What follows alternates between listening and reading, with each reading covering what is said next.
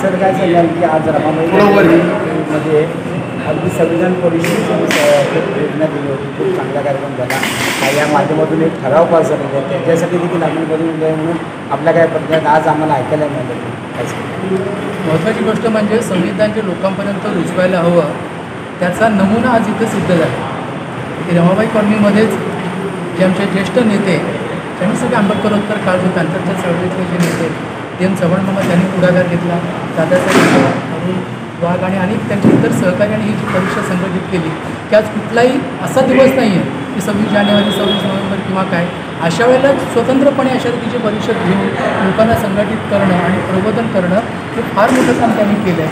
आणि असा जो नमुना घालून दिला आहे तो आणखीन वाढत जाईल, अशा परिषदा आणखीन होतील. आणि जसं की एक आयोजक दादासाहेब यादव यांनी जे सांगितलं की पुढं जाऊन फक्त परिषदच नाही तर याच्यातून अनेक उपक्रम पुढे जे संविधान पोहोचवण्याचे जे काय होणार आहेत तर ते फार महत्त्वाचं आहे आणि ते या सगळ्या मंडळी करावं याच्याकरता मनपूर्वक शुभेच्छा.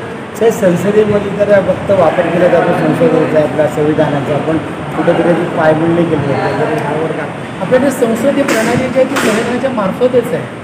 पण बाबासाहेबांनी जे त्याच्यात महत्त्वाचं म्हटलं होतं की संविधान कोण राबवते त्याच्यावरती होतं आणि त्याच्यामुळे कोणती विचारसरणी सत्ताधाऱ्यांच्याही महत्त्वाची.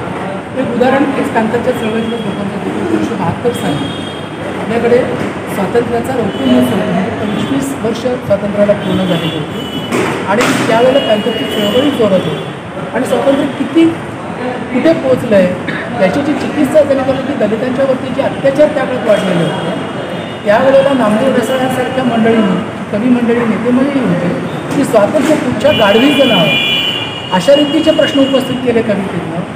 72 साली त्यांच्या परभणीला ब्राह्मणगावला ज्या 2 बौद्ध बायांची पातळं फेडून त्यांना नग्न भिंड काढण्यात आली होती या विरोधामध्ये राजा डांगे काळा स्वातंत्र्य दिन नावाचा लेख लिहिला सागरिकामध्ये आणि त्यावेळेला व्यक्तीच्या अब्रूच्या वेळेला 50 रुपये दंड म्हणजे पातळ फेडलं म्हणून 50 रुपये दंड आणि राष्ट्रध्वजाचा अपमान केला म्हणून 300 रुपये दंड. इथं व्यक्तीची प्रतिष्ठा महत्त्वाची की राष्ट्रध्वजाची राष्ट्रध्वज एक फडकं आणि त्यांनी त्याच्याबद्दलची प्रक्षुब्ध भाषा वापरली.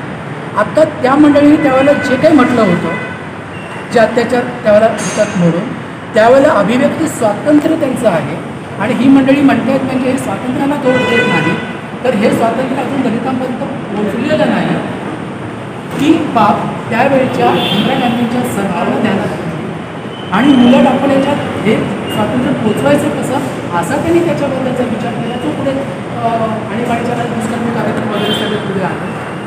आत्ता याच राजा डांगे आणि नामदेव ढसाळच्या घरातल्या मंडळींचं म्हणणं असं की जर यांनी आता ही भाषा जर का वापरली त्याला योग्य जगाने आतमध्ये टाकलं जाईल सडवलं गेलं म्हणजे त्याला गेलं असतं. मुद्दा असा इंदिरा गांधींच्या देशांचा झायडा होता पण तो स्वातंत्र्याच्या लोकशाहीच्या अवकाशात होता ती मांडणारी ती परंपरा पाळणारे होते.